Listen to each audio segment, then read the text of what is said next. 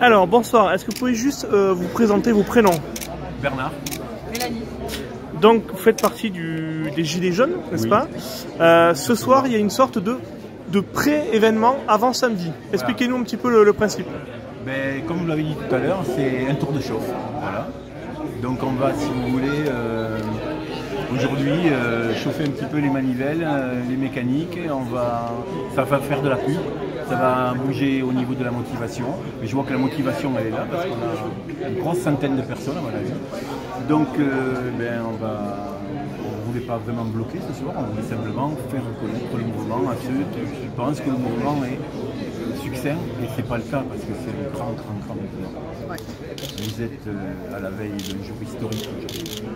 Et concrètement, vous allez faire quoi? Une opération escargot Alors, on dans... va faire une petite opération escargot, c'est-à-dire on va se suivre toutes les voitures. On attendait nos amis de la police pour nous encadrer, apparemment ils ne sont toujours pas là, mais ils sont bienvenus.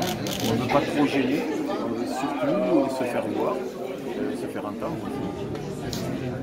Le tracé du parcours? Alors le tracé, On va partir du Zénith, on va faire un petit bout de rocade. On va passer par Auchan, on va passer par le boulevard Touras, Catherine de Bourbon. Ensuite, on va passer par le boulevard de la Paix, la rue de Bordeaux. Et on va finir aux Zénith. on va revenir ici. Voilà.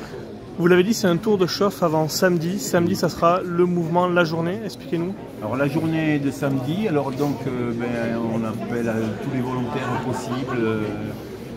On sait qu'il y en a qui veulent venir nombreux, on a des promesses de gens qui vont venir. Donc, je pense qu'il va y avoir, j'espère, 1 millier de personnes. Et vous allez faire quoi? Vous allez bloquer les stations-service, vous allez faire les opérations escargot? Les stations-service, ça c'est sûr. On voudrait bloquer l'entrée des stations-service et même la sortie d'ailleurs. Les supermarchés. Les gros hyper.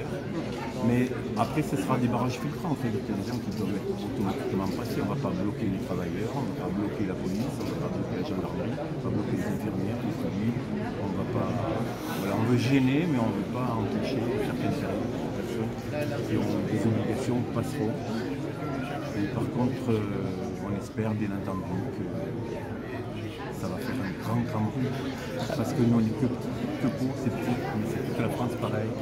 Et on espère qu'il y aura zéro débordement. Ça, on espère beaucoup. On n'ira pas en ville, on ne veut pas de casse. D'ailleurs, on a prévenu la police d'aller plutôt en ville et de nous laisser tranquille et d'empêcher s'il y a de la casse. S'il y a des gilets jaunes en ville, c'est Et alors, rappelez-nous un petit peu le message des Gilets jaunes.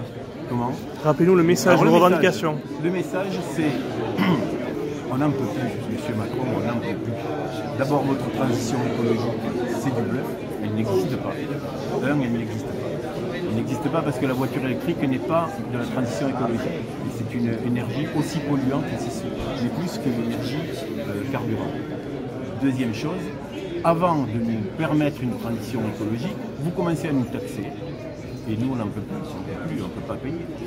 On nous explique aussi que mettre en place des mesures, mais ces mesures ne vont pas correspondre aux petits revenus.